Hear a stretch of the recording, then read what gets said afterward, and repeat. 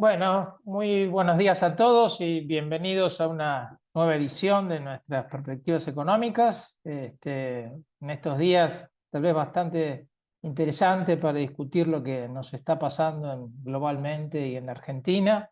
Así que vayamos rápido a la discusión y obviamente después a tener algún tiempo para elaborar un poco más sobre estos temas. Bien. Empecemos por el mundo. El mensaje es tengan cuidado, básicamente. La verdad es muy difícil hoy anticipar demasiado en términos de oportunidades de inversión. Más bien la idea es poder discutir y analizar cómo leer los distintos reacciones que empezamos a ver desde la política pública para poder entender mejor qué es el objetivo detrás de lo que se anunció en Estados Unidos con este Liberation Day y tarifazo mundial. La verdad que hoy la impresión, peor impresión que uno tiene es que se usa una amenaza extrema, se destruyen lazos comerciales y políticos de muchos años a cambio de pequeños logros muy específicos que al mismo tiempo ponen a riesgo un cambio de régimen caótico. Entonces, eso la verdad que anticipa simplemente más volatilidad y menos riesgo a tomar. Pero creo que hay que ir discutiendo un poco cómo leer los siguientes respuestas de la política para interpretar mejor qué es lo que se quiere lograr y también cuánto hay de aprendizaje a medida que están implementando, porque obviamente una caída en la bolsa americana de 15 puntos en 3 días no es gratuito y eso obliga a repensar algunas cosas. Por eso no esperen recomendaciones hoy, lamento el comentario, tal vez si quieren algunos audaces, algunas recomendaciones haremos, pero a riesgo propio, ¿no? Muy bien, a ver, si quieren para empezar, describir un poco la situación pre-anuncio de la semana pasada.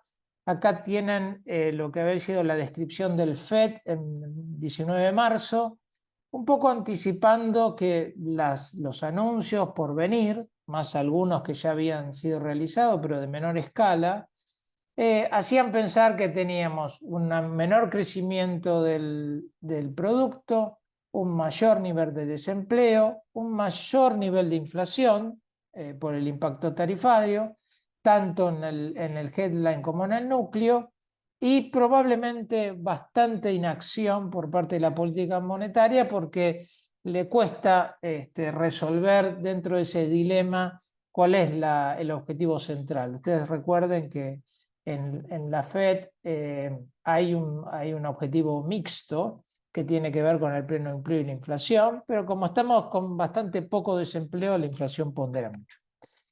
En ese contexto, la Fed anticipaba poco cambio de tasas de interés en los próximos meses. Acá tienen la línea de proyección de los miembros del FOMC y después está la sensación del mercado, acá haciendo un poquito de trampa porque es la sensación al día de ayer, donde el mercado ve que este año puede haber 3 o 4 bajas más para que las tasas de Fed terminen en 3%. Obviamente, después de todo lo que ha pasado en el mercado. Bien, interesante es que si uno miraba la evidencia de los datos económicos, al momento en que el FED anticipó eso, la verdad que no se veía una desaceleración en el crecimiento ni un aumento de la inflación. Acá tienen los datos de inflación, tanto Europa como Estados Unidos, que habían sido buenos, en realidad habían sido bastante buenos en el último mes. Y después en términos de actividad, la verdad es que también teníamos una muy buena lectura en términos de la recuperación. Era soft landing en la mejor descripción posible. Pero acá es donde empiezan a jugar las expectativas y los anuncios, y en las expectativas empezamos a ver un riesgo importante a una posible recesión en los Estados Unidos. Aquí tienen una serie de indicadores que ofrece Bloomberg, de combinación de indicadores que sugieren algún tipo de probabilidad de recesión. Lo más importante es que es más bien una encuesta que no mide indicadores y que se hace diariamente, que muestra en los últimos días cómo ese indicador o sensación de posible recesión ha aumentado radicalmente. Hoy, según la percepción, no todavía en los datos, pero según la percepción, estamos viendo una probabilidad de recesión de mayor del 50%, viniendo de datos como el que acabamos de ver, que no parecían anunciar eso de ninguna manera. Bien, estas expectativas también ya se habían empezado a reflejar en algunos otros datos. De vuelta, expectativas son forward looking, entonces es como que anticipan la repercusión de lo anunciado. Y habíamos visto en el último dato de Consumer Confidence un derrape muy importante, acompañado por la explicación de eso, que es una expectativa de suba de desempleo y una fuerte baja en el ingreso esperado. Entonces, es como que la gente sabía que los anuncios, o pensaba al menos que los anuncios no iban a ayudar en el principio, y eso hace mucho más cauto al consumidor, y ese es un poco el proceso que gatilla la desaceleración a recesión de la economía. Hay otro elemento, si ahora vamos a tratar de discutir un poco mejor lo que uno se imagina que está pensando Trump que puede lograr con esta guerra comercial, pero hay un elemento casi central, independientemente de si uno considere el método o el instrumento adecuado. Hay un elemento central, y es que la globalización existe para todo el mundo, particularmente para las empresas americanas. En este gráfico ustedes tienen una idea de eso, cuánto del costo de producción de los distintos sectores del S&P dependen de su producción en el exterior. Y fíjense que para algunos sectores, como pueden ser comunicación, tecnología, materiales, el grado de participación del costo externo es brutal. En realidad es muchísimo más importante lo que las empresas enfrentan en términos de costo en el exterior que localmente. Las tarifas parecieran arruinar el negocio de las mismas empresas americanas, particularmente de las que venían mejor y estaban más caras, ¿no? Por eso en parte vemos o explicamos un poquito la dimensión de la caída de la bolsa. Y cuando uno mira más en detalle, por ejemplo, en el sector tecnológico, ve que es casi, perdón que acá cambiamos el orden de los colores, acá el azul significa externo, y ahí pueden ver que casi en todos los sectores la participación de las fábricas extranjeras en la producción de empresas americanas es más del 60%, casi todos excepto software, donde es 50%. Así que eso como que es una primera reacción hasta del no entendido de comercio internacional, de lo que puede ser la implicancia para estas empresas de los anuncios. Un operador de mercado ve esto y sabe inmediatamente que el aumento de tarifario le va a costar earnings a las empresas, y eso en parte nos lleva a lo que nos pasó en la bolsa, y eso gatilla aún más un efecto ingreso que acelera la percepción negativa de los consumidores.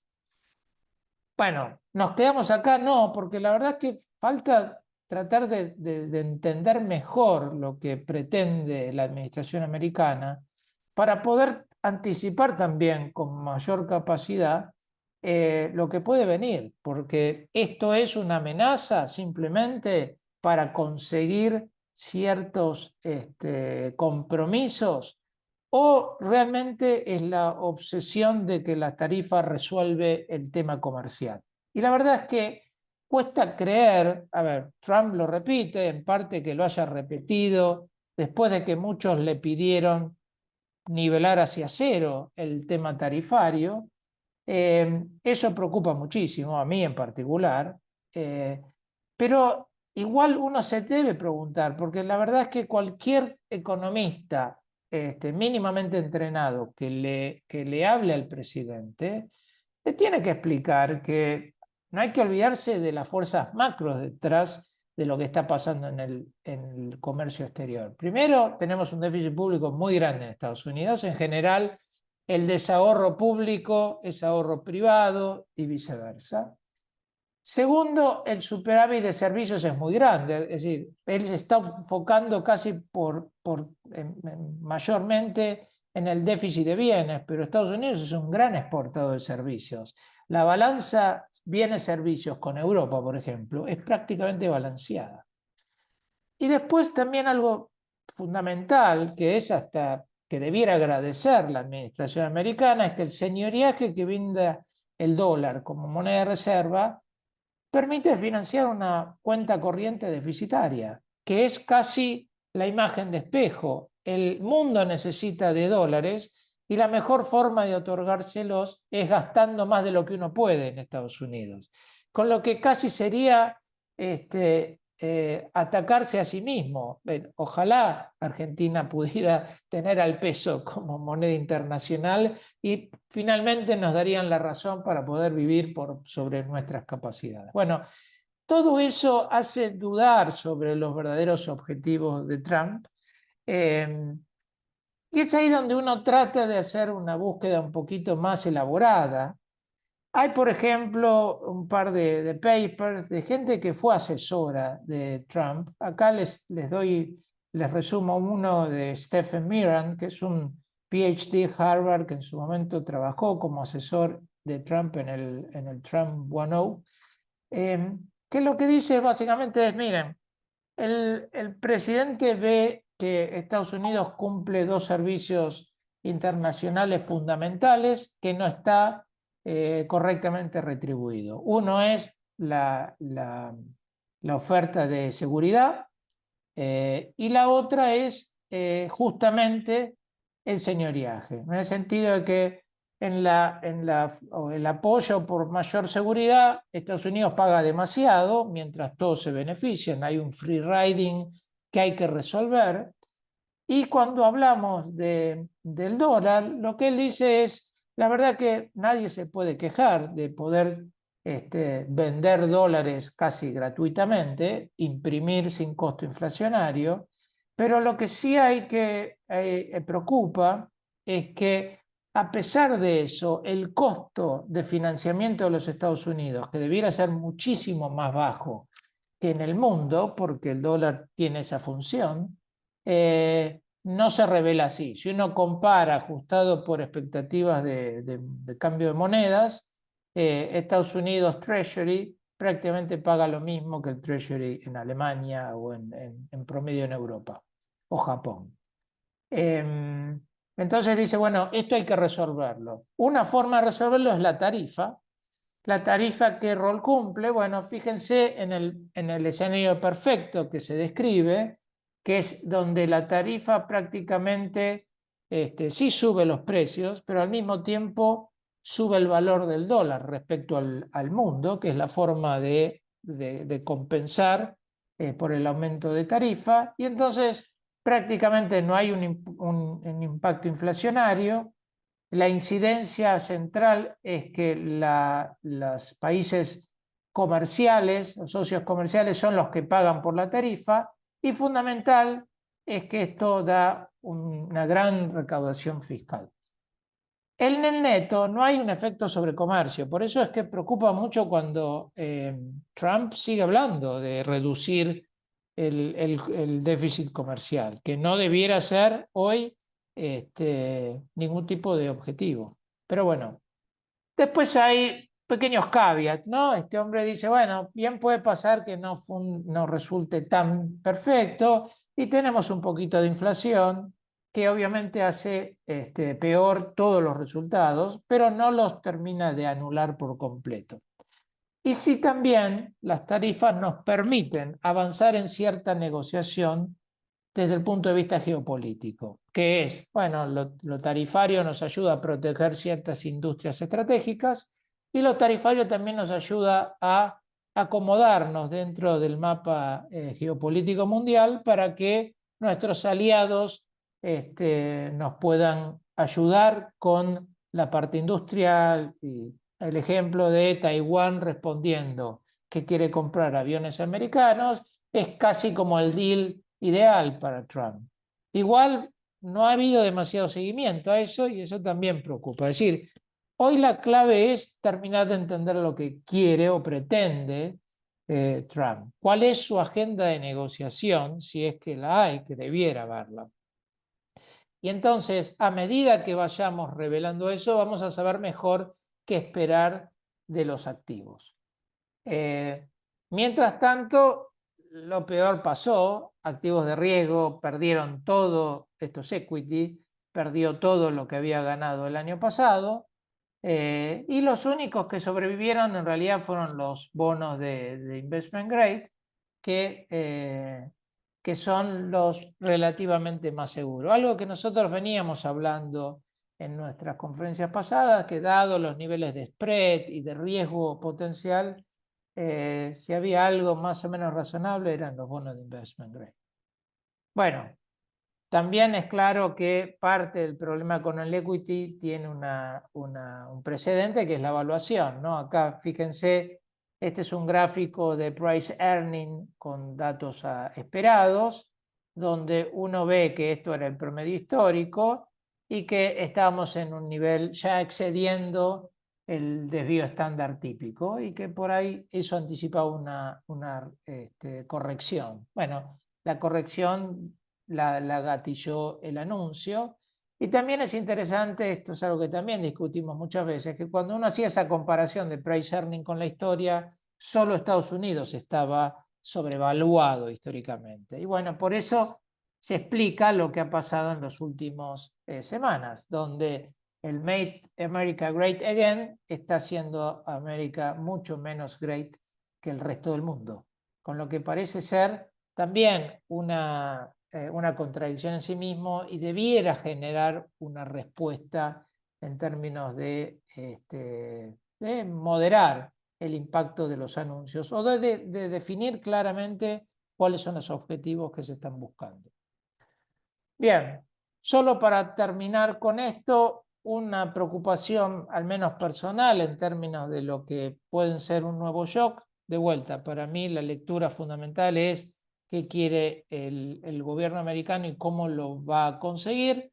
Tal vez vamos descubriendo que revela una estrategia lógica y eso desarma un poco el gran temor de esta aventura caótica de guerra tarifaria.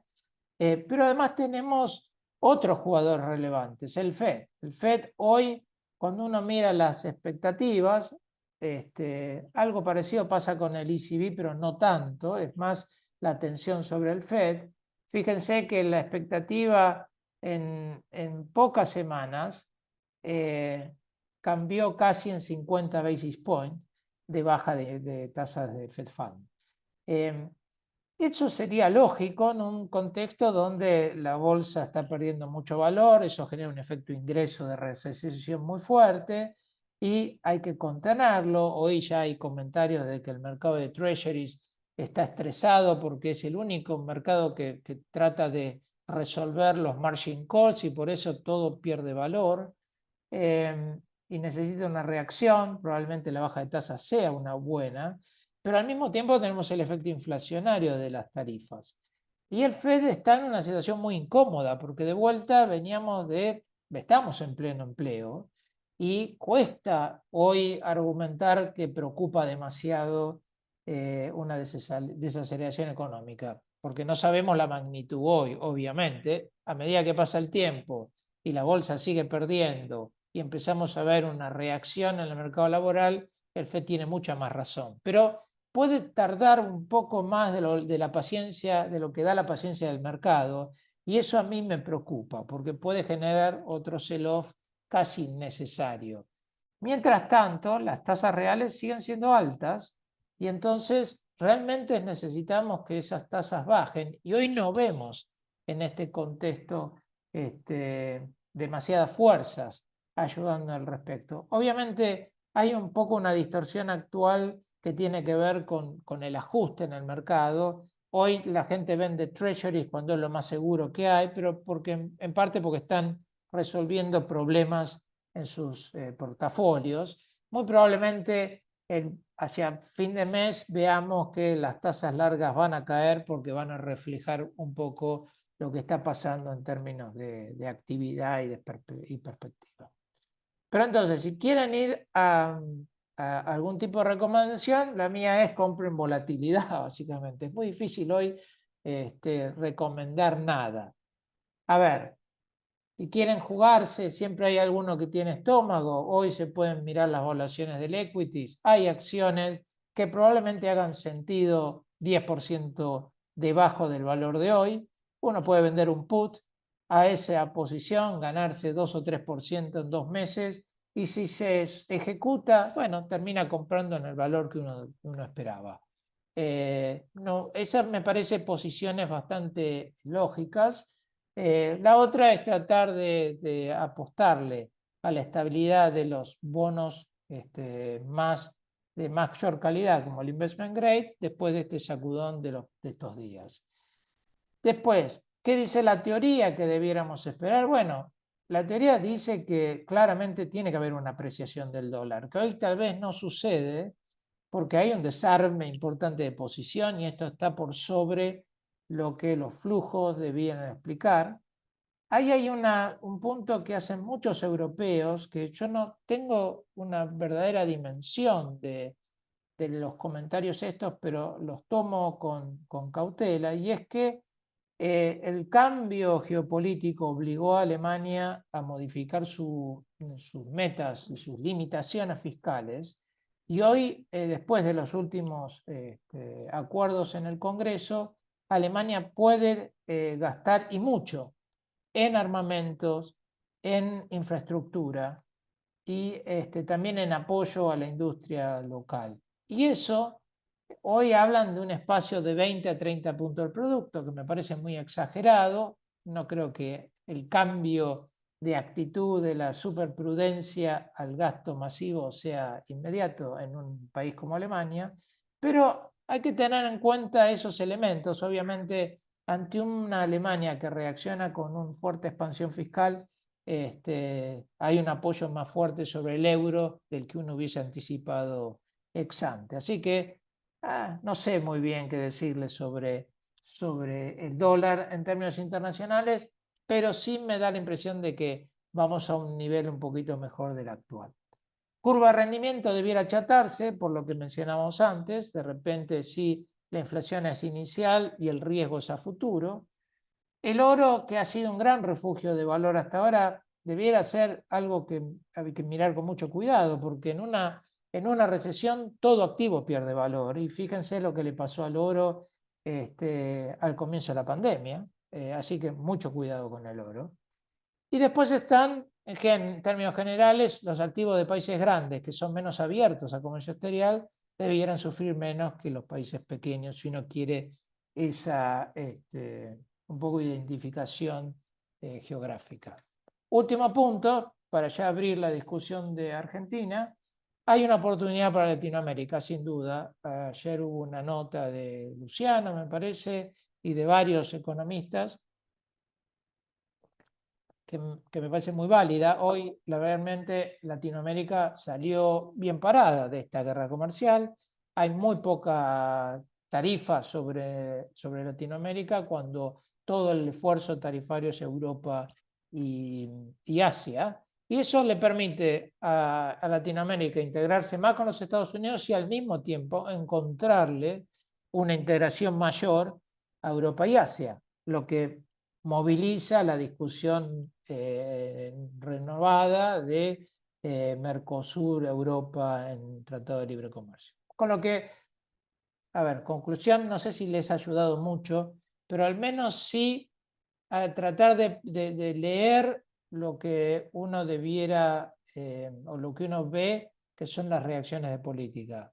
Para mí es central que el gobierno americano empiece a mostrar no solo que no era serio con la locura tarifaria, porque lo que quiere lograr se puede lograr de otras maneras, o tal vez con los socios comerciales ya sugiriendo eliminar tarifas, debiera ser casi el escenario ideal para todo el mundo.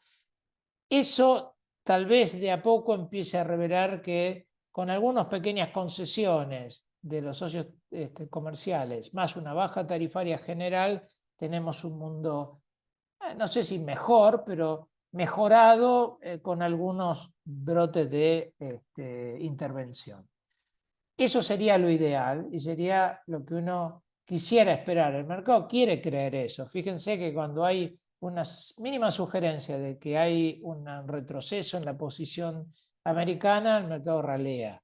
Pero todavía nos falta ver en la administración americana signos claros de eso. Y lamentablemente no hay mucha gente dentro de la administración de hoy de Trump, diferente de lo que era hace 4 años, ayudando a repensar todas estas cosas. Así que, watch out, cuidado con las inversiones, muy cautos, mucha protección, mucha volatilidad y esperando mejores momentos. Bien, pasamos a Argentina. Déjenme tomar un poquito de agua. Porque Argentina viene para largo. Conclusión o título, una vez más esperando al fondo. ¿Por qué? Porque hoy es muy necesario el Fondo Monetario.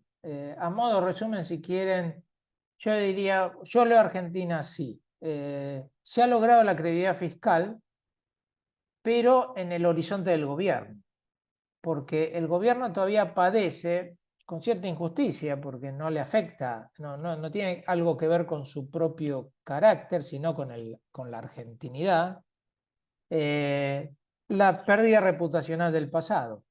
Si hoy uno hace un cálculo, yo les voy a mostrar algunos números de lo que significa el superávit primario que alcanzamos, que básicamente es reducir el peso de la deuda en el tiempo, porque es más de lo necesario.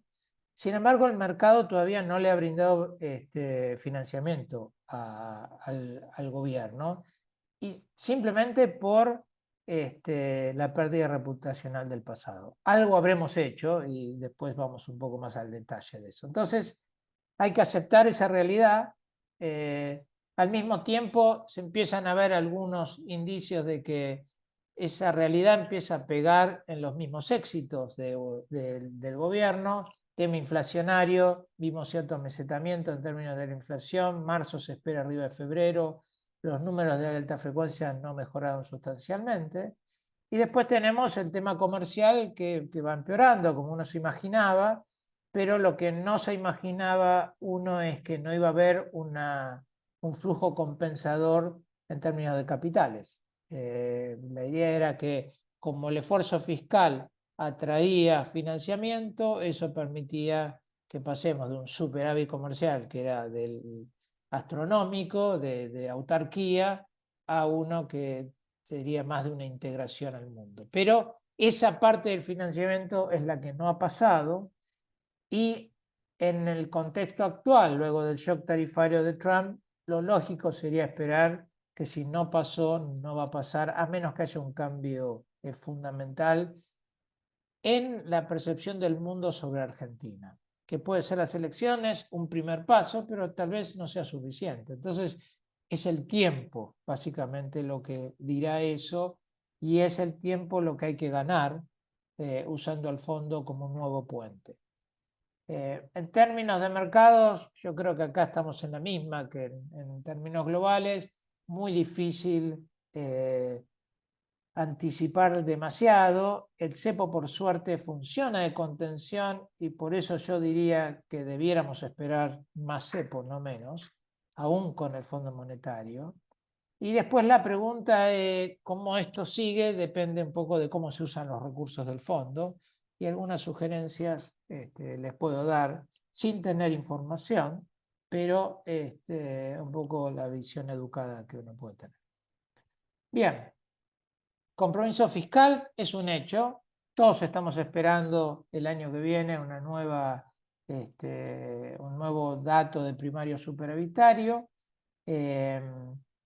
el riesgo inicial era el impuesto país, deja de recaudar más de un punto del producto, cómo lo vamos a balancear. Y la verdad que la actividad económica está respondiendo muy bien y eso está compensando. Los números de recaudación, la verdad que han sido muy buenos y le da cierto espacio de maniobra al gobierno. La verdad que es muy importante la rapidez en que la economía empieza a recuperar fiscalmente y obviamente socialmente. Entonces, hagamos un ejercicio de pronóstico, si quieren, para poder entender lo que significa el ajuste fiscal actual. Y para eso hay que mirar la deuda y lo lógico que se hace es ver las condiciones de estabilidad de la deuda. Si la deuda no crece, estamos bien. Si la deuda decrece, estamos mucho mejor. Y si sigue creciendo, es un gran problema. ¿Cómo están los números hoy? Con una deuda bruta de 94 puntos del producto, pero con una neta de 48. Lo importante es esto, ¿no? Son los 160.000 millones de dólares en manos privadas, de bonos en manos privadas, tanto en pesos como en dólares, que es lo que hay que atender y lo que cuesta renovar. Con esos números y un balance primario de 101.8 del producto, que depende cómo uno mira los intereses, y hay una gran discusión, da un superávit financiero o no. Hay muchos que dicen, bueno, lo que pasa es que como se capitalizan los intereses están más mal medidos. Es verdad, y por eso hoy tal vez había que pensar que de intereses pagamos 2,5 del producto, no 1,5. Pero también es verdad que nadie hace el cálculo, no es un cálculo fácil de hacer, pero nadie hace el cálculo que con una inflación importante, el año pasado fue altísima, este año puede ser 20-25%, sigue siendo muy alta para los números de servicio de deuda. En ese escenario de inflación alta, el interés refleja capital, porque pagan amortizaciones implícitas anticipadamente, porque la inflación de alguna manera es eso, es pagar anticipadamente el préstamo inicial. Hay de eso mucha literatura. El fondo ha trabajado mucho en el caso de Brasil, por ejemplo. Brasil toda la vida tuvo un superávit primario, pero un déficit financiero enorme. Y sin embargo, la deuda no crecía. Y el dato era simplemente eso, que como los intereses incluían pago de capital por la inflación, entonces no importaba tanto el número del déficit financiero, sino sí importaba el número de déficit primario o superávit primario. Entonces, con ese caveat, vamos al ejercicio. Esta es la fórmula muy simple de estabilidad de la deuda en relación al PBI. ¿Qué quiere decir? Que el balance primario tiene que ser básicamente la deuda sobre el PBI neta multiplicada por el exceso de tasa sobre crecimiento, porque el crecimiento permite licuar el peso de la deuda. Si hacemos esa fórmula con la tasa implícita hoy, estoy contando más intereses de lo que se reportan para tratar de elegir el peor escenario, cosa que de vuelta confirmo que por ahí es exagerado pensar en 2,5% por el impacto de la inflación. Pero pensando que si esta es la tasa de interés, que rápidamente pasa a 3, porque recuerden que Guzmán hizo todo lo posible, no solo para resolver su problema, sino también para arruinar la situación de la próxima administración, ya le garantiza una suba de 50 basis points este año, con lo que pasamos a tener una tasa de interés promedio de 3% sobre la deuda total argentina. Obviamente, si tenemos la marginal, es casi 12, que es en lo que debiéramos pagar el mercado, con un spread soberano y un poquito más arriba de esto, perdón, esto lo hice el fin de semana. El tiempo vuela. Bien. Recuerden que cuando nosotros colocamos deuda, colocamos a 600 basis points, con lo que falta un poco.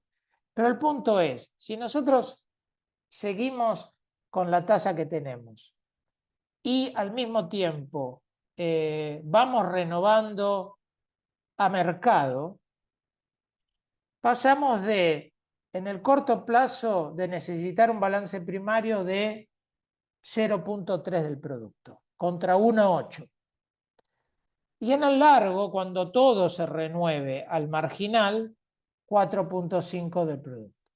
Obviamente, este es un rango exagerado, porque lo inicial es lo válido, lo final es solo si solo podemos seguir renovando al 12%, cosa que luce bastante inconsistente si este exceso de 1,8 sobre 0,3 nos permite bajar la deuda en más de 1,5 productos por año, hasta que empezamos a pagar más, ¿no? Entonces, espero que no haya sido muy confuso, pero la idea es que hoy nos sobra primario, probablemente no nos sobre en los próximos años, pero en los primeros 5 años seguramente sobra primario, más porque la madurez de los bonos en general es de algo así como 5 años, que decir que renovamos 20% por año, solo de los bonos, que es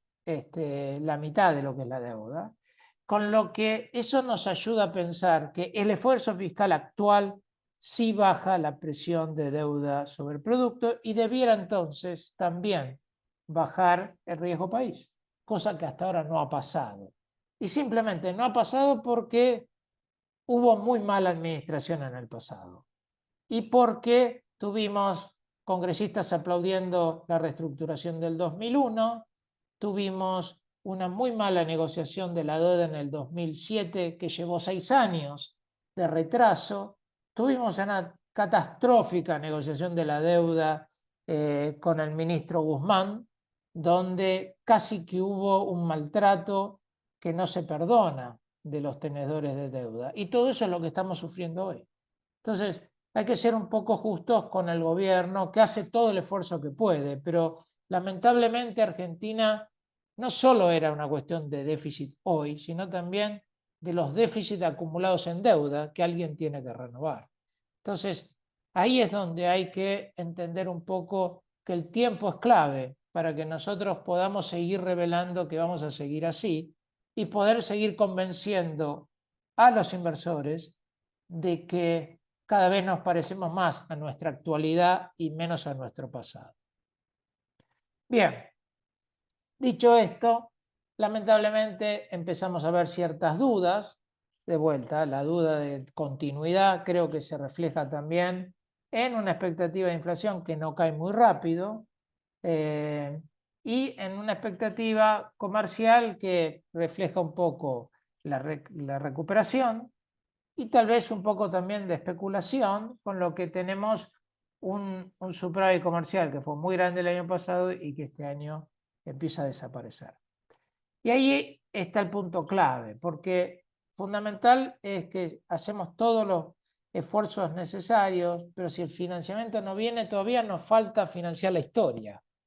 Y es la que tendríamos que lograr financiar para poder decir, de acá salimos cómodamente.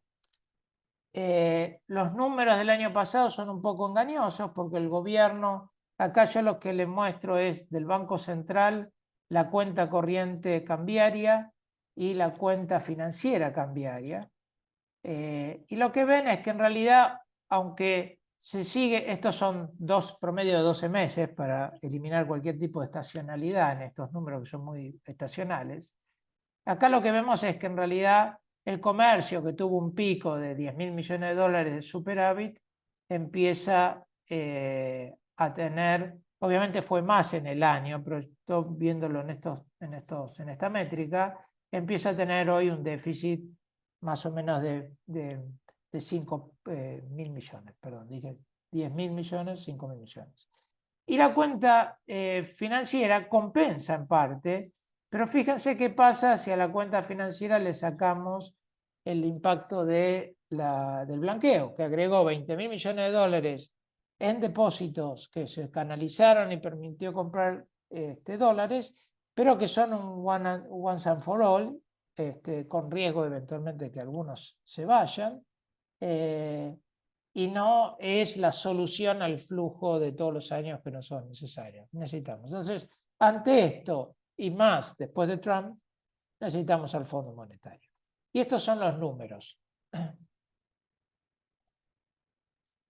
Básicamente lo que necesitamos son 20 millones de dólares de financiamiento. El fondo nos los va a dar. Obviamente el fondo va a cubrir sus propias necesidades, que son, esto viene a ser en los próximos 4 años 15.000 millones de dólares de capital, 20, 25 de intereses. Me imagino que el paquete con todo lo agregado por Banco Mundial y BID va a llegar a esos números. Por suerte, yo tenía mi preocupación de que no había visto el anuncio del Staff Level Agreement que salió ayer a la noche y con eso casi que tenemos garantizado el acuerdo con el fondo. Si sucede el viernes, el dinero podría estar el mismo viernes a la noche en Argentina. No queda claro todavía cuándo va a ser, pero me imagino que el gobierno está tratando de empujar una resolución lo antes posible. Con lo que el fondo obviamente nos va a terminar de suplir la necesidad que el mercado no nos está ofreciendo, no nos está resolviendo. Y básicamente el problema es el de el financiamiento, es decir, el déficit fiscal dejó de ser un problema porque lo resolvimos, pero nos quedan 20.000 millones de dólares que hay que pagar por nuestra historia. Y si el mercado no viene a nuestra ayuda porque duda que no estemos para seguir haciendo lo mismo en los próximos años, entonces la cosa necesita un puente y el puente es el Fondo Monetario. Bien, una digresión con esto que me parece clave, y es que el fondo viene a puentear o preservar un poco las cuentas externas, a resolver nuestra falta de financiamiento externo, pero no mucho más. Cuando uno hace, yo he visto mucha discusión, tal vez previo al ruido americano, de que se podía aprovechar para eliminar el cepo, salir, unificar. Y la verdad es que hoy la situación sigue siendo muy delicada, particularmente hoy, pero la semana pasada también era delicada. Y volvemos a los números que yo siempre muestro, perdón por lo cargoso, pero a veces son números que no hay que dejar de tener en cuenta. Si yo pienso que los pasivos remunerados del Banco Central y la deuda del gobierno en manos privadas, que vence en los próximos 12 meses, para decir algo, son potenciales demandantes de dólares en un país donde prácticamente pasa al dólar o al peso dependiendo su rentabilidad esperada.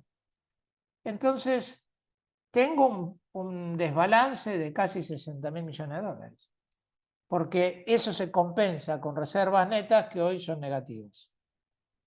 Para ser justos, uno podría decir, bueno, cuidado que la demanda por deuda del sector público en manos privadas era casi 25.000 millones de dólares sin cepo. Así que el cepo no explica eso. Bueno, puede ser que hay un nivel de deuda, obvio que hay en el mundo, hay. Brasil vive con niveles de demanda de deuda reales de 100 puntos del producto, u 85. Quiere decir que sí, estoy exagerando. Le sacamos 25, estamos como en 40.000 millones de dólares de desvío. Eso lamentablemente hoy es riesgo puro. Si todavía no tenemos financiamiento, bueno, habría que esperar que los que financian con pesos locales también tengan sus dudas, que hoy no la tienen gracias al cepo. Entonces hay que incorporar eso en la ecuación cuando uno está pensando en una apertura del cepo o no. ¿El tiempo ayuda, como dice el ministro? Sí, yo creo que el tiempo ayuda y por eso hay que ser paciente con esto. Hay dos elementos que son fundamentales. La demanda por circulante, que es clave en Argentina, porque en un país con alta evasión, el circulante es importante y probablemente sea genuino. Y hemos pasado de un mínimo de 8.000 millones de dólares en diciembre del 23 a algo como 18 hoy. 10.000 millones de dólares más, que son menos demanda potencial de dólares. Y al mismo tiempo tuvimos un buen esfuerzo del Ministerio de la Secretaría de Finanzas extendiendo la duración de la deuda. Lo que al principio del gobierno era todo deuda que vencía en los primeros 12 meses, hoy tenemos casi 50.000 millones de dólares que vence a más de 12 meses, que no es un problema inmediato. Entonces, probablemente no sea, obviamente uno piensa, bueno, si hay una corrida, todo lo que es tenencia es un problema de resolver, bueno, pero es un problema para el tenedor de algo que no vence inmediatamente, porque hay que liquidarlo para poder hacerse de los pesos que puedan ir a comprar dólares, y eso tiene un costo enorme en un momento difícil. Entonces, lo que quiero decir es, el tiempo ayuda, ganando credibilidad, mostrando que vamos cambiando respecto al pasado y también eliminando parte de este exceso de pesos con crecimiento normal de la demanda por pesos y por bonos en pesos de largo plazo. ¿Por qué me parece que esto es relevante? Bueno, porque yo miro la historia y en la historia cuando hago este cálculo, que es los pasivos en pesos del central más el tesoro, si incluyo pasivos monetarios o no, yo no lo incluiría porque de vuelta creo que el circulante mayormente es una buena demanda. Perdón, exacto, tendría que mirar esto. Lo que veo es que hasta el año 2013 prácticamente esa ecuación era muy buena. Y si esto se terminó de arruinar en el segundo mandato de Cristina Kirchner. Por eso tuvimos cepo. En realidad ahí es donde volaron todos los pasivos, incluyendo los monetarios, y por eso tuvieron que acelerar un cepo. Y hoy lamentablemente estamos ahí porque la historia acumuló deuda y acumuló pesos. Y eso es lo que nosotros tenemos que ir resolviendo en el tiempo. Y por eso el cepo nos va a ayudar a resolver eso de un modo menos traumático. El gobierno sí tiene que aprovechar el fondo para hacer algo que cambie un poquito la dinámica, principalmente la de reservas. Pero tiene un montón de distintas variantes para eso. Dado el perfil fiscalista, no me extrañaría que parte de eso sea una devaluación fiscal, que es eliminar retenciones contra mayor gasto, reducción de gasto, que sería muy positivo. Si después tiene que haber algún cambio o no en el régimen cambiario, no lo termino de ver. Creo que el gobierno está más para quedarse donde está. Tal vez usa una reducción de tarifas, perdón, estoy con las tarifas, de reducción de retenciones para unificar los dólares comerciales, ¿no? Eliminar el blend. Pero bueno, son todos elementos que le va a tener que definir el gobierno para mejorar un poco la dinámica cambiaria y poder usufructuar de los dólares del fondo para pasar estos meses donde todavía hay cierta incertidumbre, hasta que probablemente las elecciones muestren un apoyo continuado por lo que hay y mejore la situación del país vis a vis el financiamiento externo. Si uno, y para terminar, si uno mira lo que pasa en el mercado, obviamente el mercado lo está sufriendo en los últimos días. La sola anuncio de que algo iba a cambiar, obviamente desestabilizó un poco las cosas. Creo que el cepo en esto ayuda muchísimo. De no haber cepo estaríamos en una situación muy dramática. Pero habiendo cepo, lo que vemos en el mercado es que las correcciones que ha habido en términos de tasa, esto es tasa en pesos para compensar, esto es menor tasa en dólares para compensar una expectativa de evaluación mayor, está dentro de rangos relativamente normales. Es decir, no estamos viendo una situación disruptiva en términos cambiarios. Y eso creo que es lo que le da el espacio al gobierno para ensayar distintas alternativas.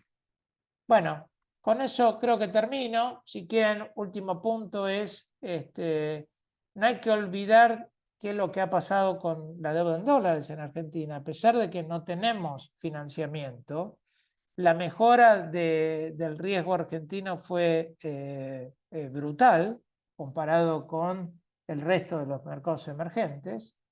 Lamentablemente, los últimos semanas a modo mundial nos hacen volver al ruedo de los más volátiles. Pero Argentina no deja de ser un riesgo binomial, es decir, si logramos transitar con relativa estabilidad un sendero que confirma lo que estamos haciendo hoy, tenemos mucho para ganar.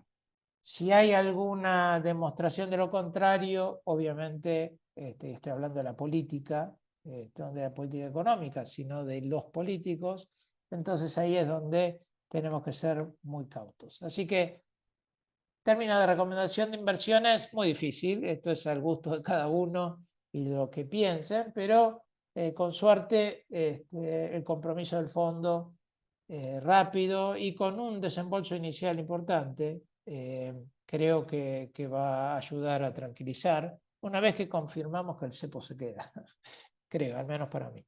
Bueno, con eso termino y voy a parar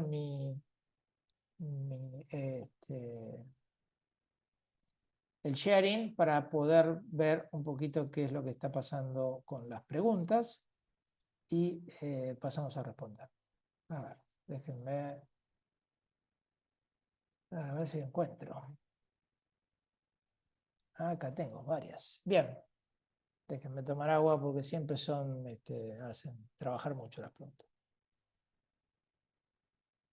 Buen día, ¿van a mandar la grabación y presentación? Sí, por supuesto. Aprovecho a decir algo que no dije al principio y que este seminario es exclusivo para clientes. Yo sé que tenemos algunos fans en el periodismo, pero pido realmente muchísima consideración. Estas discusiones son libres porque se hacen a puertas cerradas. El periodismo, si quiere hablar conmigo, que me llame, pero que no utilice esta discusión porque siempre está muy mal utilizada y fuera de contexto. Bien, aproveché para el disclaimer. Buenos días. ¿Cómo ve el objetivo de acumulación de reservas y la intervención en la brecha de cara al acuerdo con el FMI? Bueno, ahí es una discusión que va a haber con el fondo. Yo creo que al fondo le cuesta prestar dólares para intervenir en el mercado cambiario, pero siempre hay alguna buena razón para convencerlo, al menos en algún grado. Nos ha pasado a nosotros cuando me tocó ser administración en el Banco Central.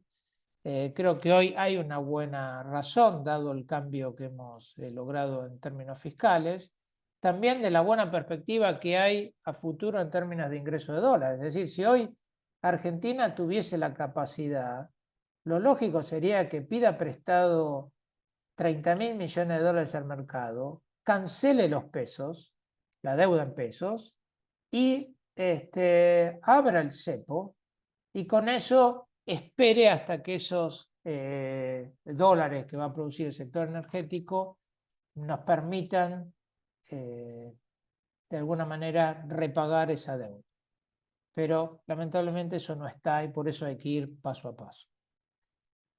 A ver, ¿crees que la desaceleración de la actividad mundial afectará los flujos a la Argentina? En general, uno nunca está a salvo de lo que pase con la recesión global. Obviamente va a haber una afectación a la Argentina.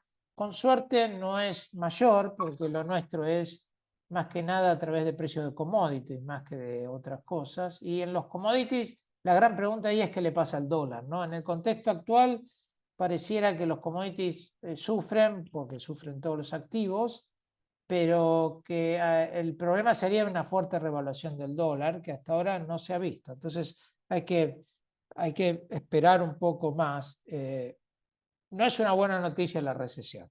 Probablemente no sea la peor de las noticias que Argentina tiene hoy. A ver. Estoy leyendo de últimos a, perdón, así que voy a comenzar un buen orden. ¿Cómo ven que puede afectar la baja estrepitosa caída de petróleo en Vaca Muerta? Bueno, claramente el precio del petróleo es un problema.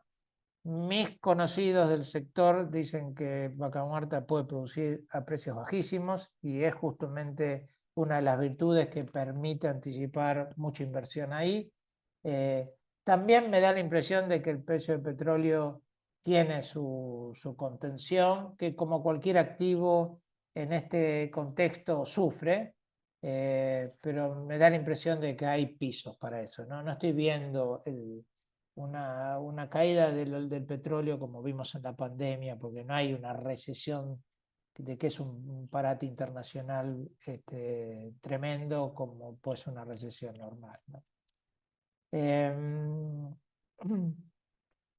¿No sería un buen momento sincerar algo del FX conjuntamente con el... Bueno, siempre hay una discusión al respecto. Lamentablemente a Argentina le cuesta mucho sincerar FX. De vuelta, hay que ver qué significa eso si miramos al futuro, si estamos caros o baratos con respecto a un equilibrio de largo plazo. Y con eso yo entiendo que el gobierno no quiera arriesgarse y prefiera ir ganando tiempo. Pero siempre es una oportunidad y tal vez se pueda aprovechar para hacer algo al respecto. Pero yo sería bastante, entendería perfectamente si no es una oportunidad que se está buscando hoy, porque en parte Argentina es extremadamente difícil en términos de manejo cambiario, ¿no? A ver, posibilidad de un esquema de bandas. Bueno, sí, puede ser. Yo la verdad que hoy veo bastante más de lo mismo en términos cambiarios. No entiendo muy bien el anticipo del gobierno de que algo puede cambiar. Me da la impresión de que hoy, con más razón, hay buenas razones para mantener lo que se tiene, para mantener el cepo controlando y para hacer pequeños manejos en micro que ayuden un poco a la acumulación de reservas, pero no mucho más. Las bandas pueden ser, sí, pero de vuelta, yo he tenido experiencias, creo que en nuestra administración han funcionado, pero no dejan de ser un riesgo que hay que tomar. Y uno a veces es difícil desde afuera reconocer cuándo es el momento oportuno para tomar ese riesgo. Pero obviamente es una posibilidad para abrir un poco o tratar de buscar un precio más de mercado. En un escenario con monedas emergentes devaluando, bueno, es una debilidad la rigidez del crawl. Y sí, obviamente, el shock es el shock. El shock puede ser una excusa para tener una corrección, pero de vuelta hay que incorporar la argentinidad y hay que ponderar los beneficios y los costos de eso, y por eso yo sería muy cauto respecto a grandes cambios en términos cambiarios. A ver. Disculpen que me atraso, pero tengo que leer las preguntas y no me acuerdo cuál ya respondí, cuál no. ¿Nos cubrimos para una posible devaluación antes o después de octubre? Gran pregunta. Y ustedes quieren que yo abiertamente le diga eso. La verdad es que si lo tengo que gut feeling sería, yo no creo que haya que cubrirse. Pero todo es posible y el mundo ha cambiado también, ¿no? Entonces esto está beyond lo que se pensó y lo que se discutió con el fondo. Estamos ante un mundo que cambia día a día. Pero la verdad yo personalmente trataría de evitar grandes cambios. Buenos días. ¿Podemos suponer que la tasa TAMAR fluctúa en el medio plazo igual que la tasa de caución? Si es así, ¿cómo ves tomar caución y comprar bonos duales? Ese es un mercado extraño de anticipar el mercado de caución, con lo que es una pregunta difícil, pero creo que en el corto plazo hay cierto sentido a lo que está sugiriendo.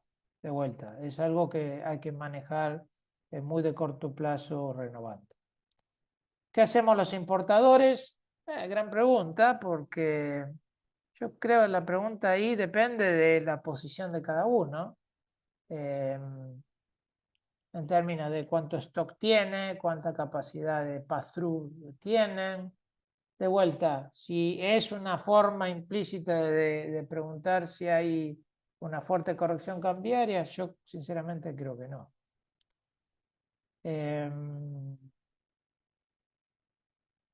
¿Cómo lees la suba de la tasa de 10 años a 4,5? Problema de liquidez, algo se va a romper, el tema con el swap de... Bueno, la verdad es que sí, hoy tenemos un mercado que está en estrés y en el estrés sufre hasta los mejores activos buscando liquidez. No sería impensable que haya algún tipo de intervención de parte de la Fed en los bonos largos o proveyendo algún tipo de liquidez. Uno puede llamar a esto QE si quieren, pero algo muy transitorio, porque esto es transitorio y requiere de una respuesta acorde, ¿no? Buenos días. En tu experiencia, ¿vos qué harías con los fondos del Fondo Monetario? Bueno, creo que los administraría para poder llegar a las elecciones sin mayores problemas y demostrar que la población todavía quiere este recorrido y con ese nuevo apoyo pensar después en algunas variantes para empezar a salir de las restricciones gradualmente desde el año próximo. Muy bien, a ver. Y acá vamos con el último y los libero. ¿Se llega a percibir riesgo de insolvencia en el mercado financiero en Estados Unidos como sucedió en 2008? No creo. Me da la impresión de que hoy estamos hablando más bien de un gran problema de liquidez generado por anuncios de política que nadie termina de entender y que hacen, explican una huida de todo lo que son los activos de riesgo, ¿no? Pero no veo, no estamos, piensen que la pandemia, bueno, el 2008 afectaba a los principales bancos. Hoy estamos hablando de algo muy diferente de eso. Si hay un problema va a ser en los inversores sofisticados hoy, pero los bancos con su leverage y sus posiciones, a ver, van a sufrir en el corto plazo sus tenencias de treasury, sí, pero de vuelta creo que esto es muy transitorio. Bueno, creo que nos hemos pasado unos minutos, yo creo que ya me quedo sin voz, así que aprovecho para cerrar y saludos a todos y agradecerles la participación y esperarlos en nuestra próxima webinar. Muchísimas gracias.